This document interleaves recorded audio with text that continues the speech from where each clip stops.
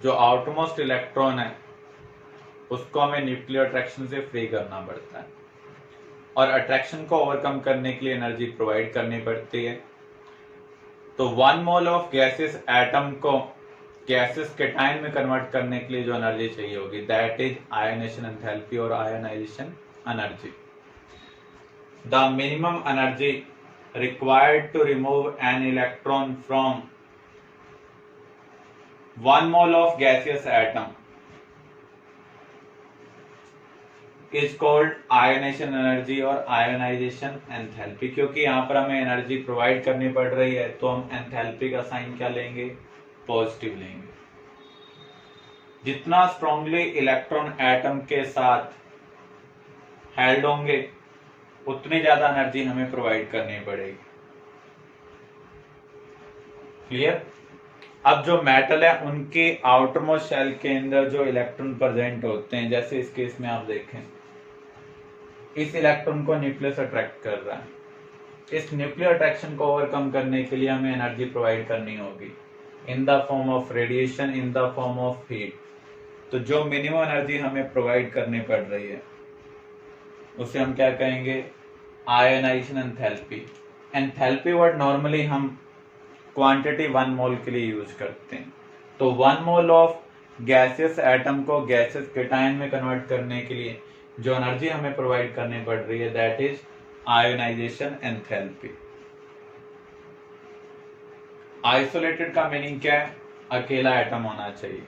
तो जब आप मैटर को गैसेस फॉर्म में कन्वर्ट कर देंगे, अब क्लोरीन गैस है वो किस तरीके से एग्जिस्ट कर रही है, Cl2 मॉलिक्यूल की फॉर्म में, हमें उसको पहले क्लोरीन एटम में कन्वर्ट करना होगा।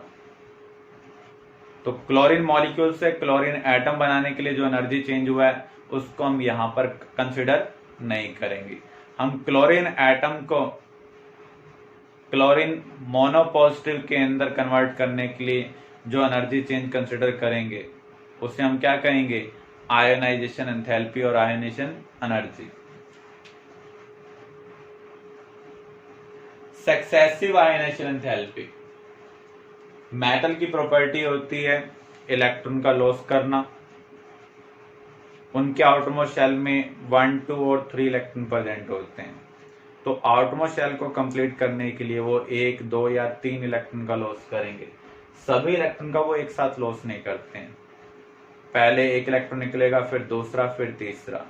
तो ये सक्सेशन में निकल रहे हैं इसलिए हम इसे क्या बोल रहे हैं, सक्सेसिव। पहले इलेक्ट्रॉन को निकालेंगे तो उसे हम कहेंगे फर्स्ट आयोनाइजेशन एंथैल्पी, फिर दूसरे इलेक्ट्रॉन को निकालेंगे उसके लिए जो भी एनर्जी रिक्वायरमेंट होगी that is second ionisation enthalpy, उसके बाद थर्ड को निकालेंगे तो थर्ड आयोनाइजेशन एंथैल्पी। तो इनको हम क्या कहेंगे, सक्सेसिव आयोनाइजेशन एंथैल्पी और एनर्जीज। जैसे यहाँ पर आप देख सकते हैं गैसेस एटम है, पहले तो हमने इसको मोनोपॉजिटिव में कन्वर्ट किया, this is first ionization enthalpy. फिर डाई पॉजिटिव में कन्वर्ट किया, यहाँ पर जो एनर्जी चेंज होगा that is second ionisation enthalpy. फिर हम थर्ड इलेक्ट्रॉन का रिमूवल कर रहे हैं, ट्राई पॉजिटिव आयन बना रहे हैं, तो इसको हम क्या कहेंगे, थर्ड आयोनाइजेशन एंथैल्पी। तो ये तीनों जो हैं ये कौन सी हैं, सक्सेसिव आयोनाइजेशन एंथैल्पी। किसका न्यूक्लियर अट्रैक्शन सबसे ज्यादा होगा, जितना ज्यादा पॉजिटिव उतना ज्यादा न्यूक्लियर अट्रैक्शन, और जितना ज्यादा न्यूक्लियर अट्रैक्शन होगा उतनी ज्यादा एनर्जी प्रोवाइड करनी पड़ेगी। इसका meaning third ionization enthalpy second से ज्यादा होगी, सेकंड फर्स्ट से ज्यादा होगी।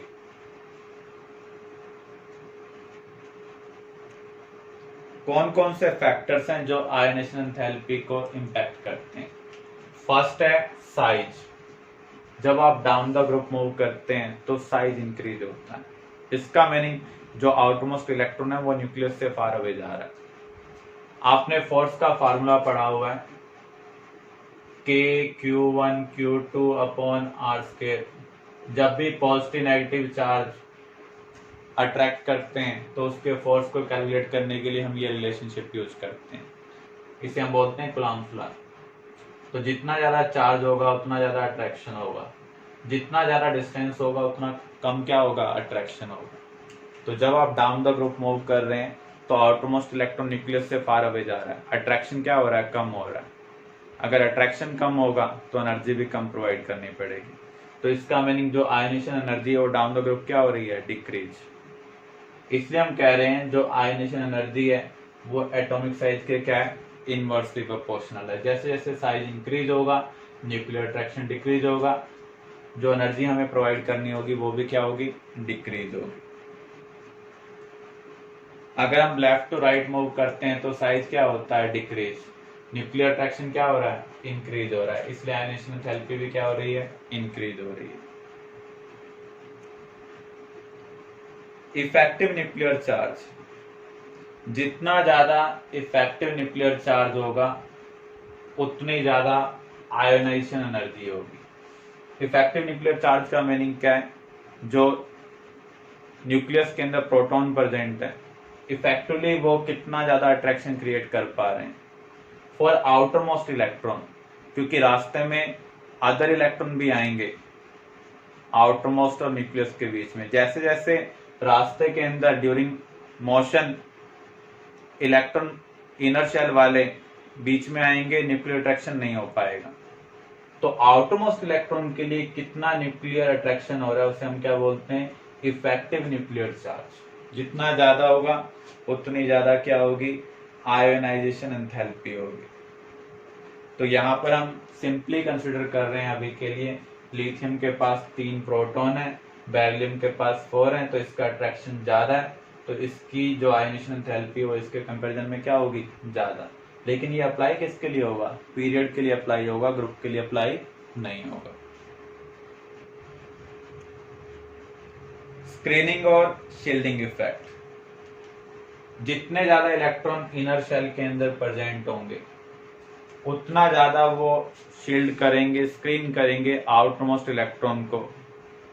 जैसे मैं आपके सामने खड़ा हूं, बोर्ड पर क्या लिखा हुआ आपको दिखाई नहीं दे रहा, लेकिन अगर यहाँ पर होल होता तो उस केस में आप इसको देख सकते।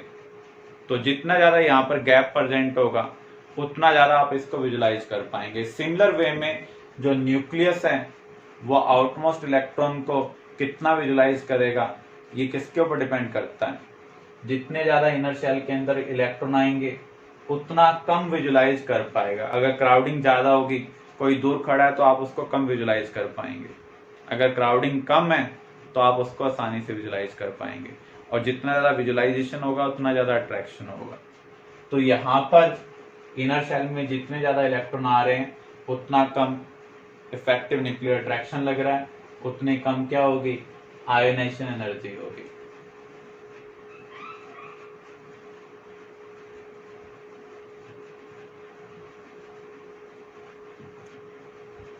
Penetrating power of orbiter, S electron nucleus के सबसे क्लोज होते हैं क्योंकि उनकी शेप क्या होती है, स्फेरिकल सिमेट्रिकल। पी की डम्बल, न्यूक्लियस के क्लोज इलेक्ट्रॉन डेंसिटी कम है, फार अवे ज्यादा है, डी में और फार अवे है, एफ में और फार अवे है। तो इनकी जो पेनिट्रेशन पावर है उसका ऑर्डर क्या है, एस सबसे क्लोज है, पी उससे फार अवे, डी उससे फार अवे, एफ उससे फार अवे। तो एस इलेक्ट्रॉन के लिए न्यूक्लियर अट्रैक्शन सबसे ज्यादा होगा। तो एस इलेक्ट्रॉन की जो आयनेशन एनर्जी है वो क्या होगी, सबसे ज्यादा होगी। कंडीशन यही है, शेल क्या होनी चाहिए, सेम होनी चाहिए। अगर किसी का आउटरमोस्ट शेल कॉन्फ़िगरेशन स्टेबल है, हाफ फिल्ड या फिर फुली फिल्ड, तो उस केस में इलेक्ट्रॉन निकालना डिफिकल्ट होगा। आयनेशन एनर्जी क्या होगी, ज्यादा होगी in comparison to its neighbour.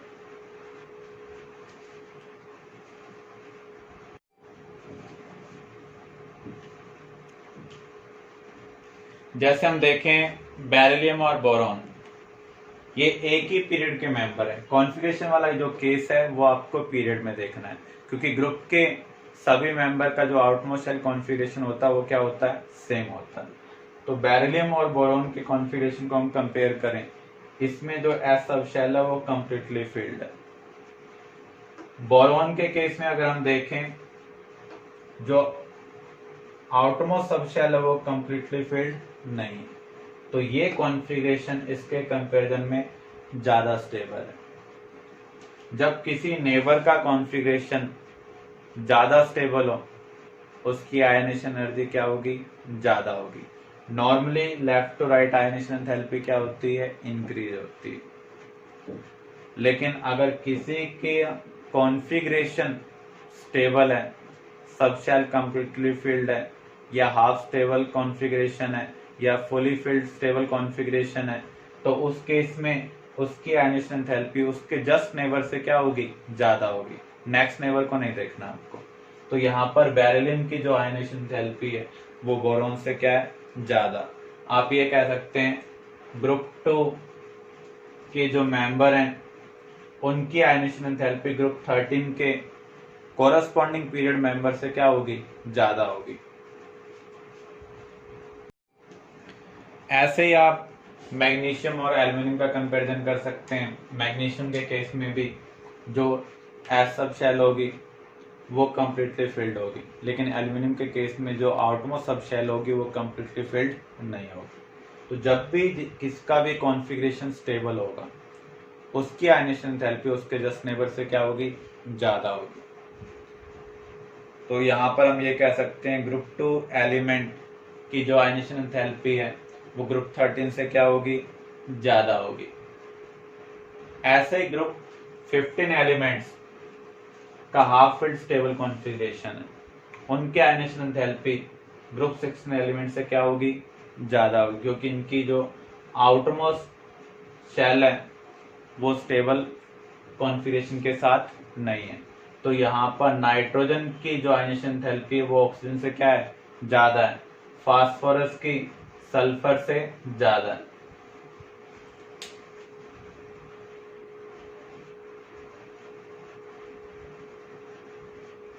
जो आयनेशन एनर्जी है एल्युमिनियम की वो गैलियम से क्या है, कम है। इसका रीजन क्या है, वैसे आप डाउन द ग्रुप मूव करते हैं तो रेडियाई क्या होता है, इंक्रीज। आयनेशन एंथैल्पी क्या होती है, डिक्रीज होती है। लेकिन जहां जहां आपने रेडियाई में एक्सेप्शन कवर किए, रेडियस ऑफ एल्युमिनियम और जो रेडियस ऑफ गैलियम है वो नियर बाय क्या है, सेम है। गैलियम का ज्यादा होना चाहिए। जब रेडियाई सिमिलर आ जाए तो आयनेशन एंथैल्पी किसकी ज्यादा होगी, जिसका न्यूक्लियर चार्ज ज्यादा होगा, जिसके पास प्रोटॉन ज्यादा होंगे। तो इसलिए हम ये कह सकते हैं ionisation enthalpy of aluminium is less than ionisation enthalpy of gallium. ऐसे आपने पढ़ा था इंडियम और थैलियम में। इंडियम और थैलियम में से अगर आप देखें इन दोनों का जो रेडियाई है वो क्या है, सिमिलर है। ग्रुप में नीचे कौन लाई कर रहा है, थैलियम। तो थैलियम की जो आयनेशन एंथैल्पी है वो इंडियम से क्या होगी, ज्यादा होगी। ऐसे कार्बन फैमिली में हमने टिन और लेड का केस कवर किया था। टिन और जो लेड है उनका रेडियाई क्या है, सिमिलर है। तो जिसके पास प्रोटॉन ज्यादा होंगे उसकी आयनेशन एंथैल्पी भी क्या होगी, ज्यादा होगी। तो यहाँ पर टिन से ज्यादा आयनेशन एंथैल्पी है लेड की। Clear. First ionisation energy of beryllium is more than lithium, but the second ionization enthalpy of beryllium is less than lithium। जब भी नेबर एलिमेंट आ जाए तो आप कॉन्फ़िगरेशन राइट करें। लिथियम और बेरिलियम का अगर हम कॉन्फ़िगरेशन लिखते हैं तो आपको क्या मिल रहा है, लिथियम का कॉन्फ़िगरेशन है 2s1, जबकि बेरिलियम का क्या है 2s2। तो आप देख सकते हैं ये स्टेबल कॉन्फ़िगरेशन है, ये अनस्टेबल कॉन्फ़िगरेशन है। यहाँ पर एस सब शेल क्या है, कंप्लीटली फिल्ड। ये एक पीरियड में लाई करते हैं, पीरियड में left to right ionisation enthalpy क्या होती है, इंक्रीज होती है। तो यहाँ पर बेरिलियम का कॉन्फ़िगरेशन स्टेबल होने की वजह से बेरिलियम की जो आयनेशन एंथैल्पी है वो ज्यादा है। सेकंड आयनेशन एंथैल्पी का मीनिंग क्या है, एक इलेक्ट्रॉन रिमूव करने के बाद आपको देखना है। अब Li पॉजिटिव का कॉन्फ़िगरेशन क्या होगा, 1s2। बी मोनो पॉजिटिव का कॉन्फ़िगरेशन क्या है, 2s1। तो ये स्टेबल कॉन्फ़िगरेशन है, नोबल गैस कॉन्फ़िगरेशन है। ये स्टेबल कॉन्फ़िगरेशन नहीं है। नेबर के केस में जिसका कॉन्फ़िगरेशन स्टेबल होगा उसकी आयनेशन एंथैल्पी क्या होगी, ज्यादा होगी। क्लियर।